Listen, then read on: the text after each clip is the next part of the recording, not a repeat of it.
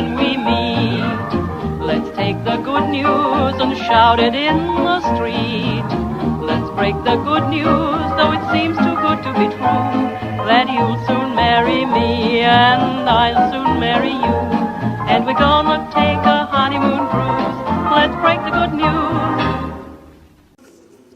Hello, I'm back again. So I was in Germany for 3 months and they decided to educate me. The whole intake was on education lessons, and it was 3 sergeants, different sergeants that done different subjects. I failed on 60% of it because I didn't like being educated when I was at school when I was a kid. So I weren't going to like it very much. So the other 40% I got top marks for, and it was geography, mathematics and navigation. The navigation part was all for driving to a certain place in the woods. They give you a reference number and you've got to find it on the map, and you've got to deliver to wherever in these woods. Anyway, that's by the by. I got good marks on that. I got 100% marks on them 3 subjects. About a month later, they made me a corporal, a lance corporal. That's non-commissioned officer, 1 stripe. They must like all idiots to be corporals. Anyway, that was all right because I got extra money for it. So things went on all right. I put this 1 stripe up on my uniform,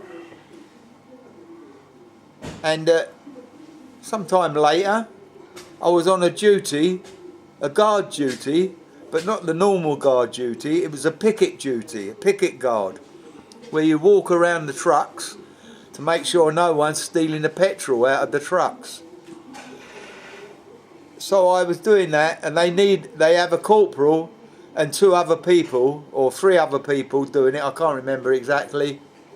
3 other soldiers and a corporal taking the duty. So I was on this duty, and it was Christmas. No, it was the New Year, not Christmas, it was after Christmas. It was the New Year celebration.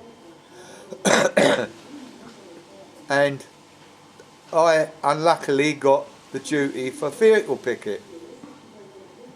So I thought, well, I'll get the duty halfway over. It started about 6 o'clock in the evening, and you do 2 hours on, 4 hours off. So at 6 o'clock I was there till about 8 o'clock, and then I thought, right, I'm down the town now. While I was supposed to be sleeping or resting, I'm going down the town because I had plenty of money in my pocket.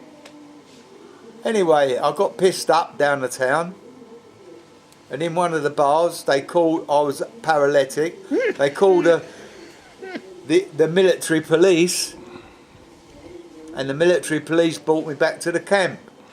So when the military police come into the camp, they go to the guard room, and the officer on guard was called, and he knew that I should have been on a vehicle picket because I paraded with all the others at the beginning of it, and he knew who I was anyway. Anyway, so I was on a charge. I didn't get a court-martial, but I got charged from the camp commander, and I lost the stripe, which was worth 30 days in prison, and they gave me 28 days in the guard room,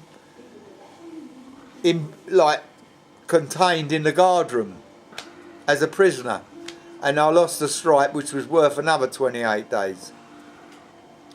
So that was that. I was okay with that. Soon got out.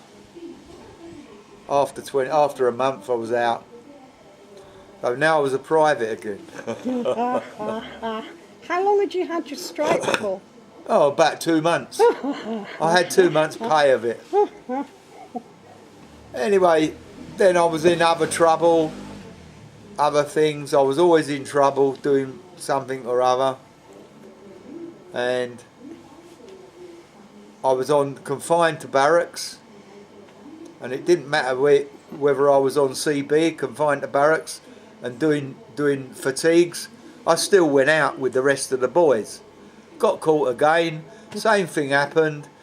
Military police brought me back to the camp and I got a court-martial.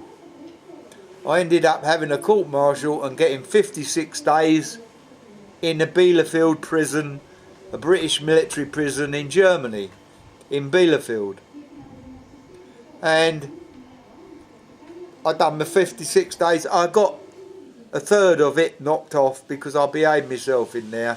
So I didn't really do 56 days. It was soon over anyway, and I was back in the camp. Anyway, that's all for now. Speak to you later. Let's break the good news to everyone we meet. Let's take the good news and shout it in the street. Let's break the good news, though it seems too good to be true, that you'll soon marry me and I'll soon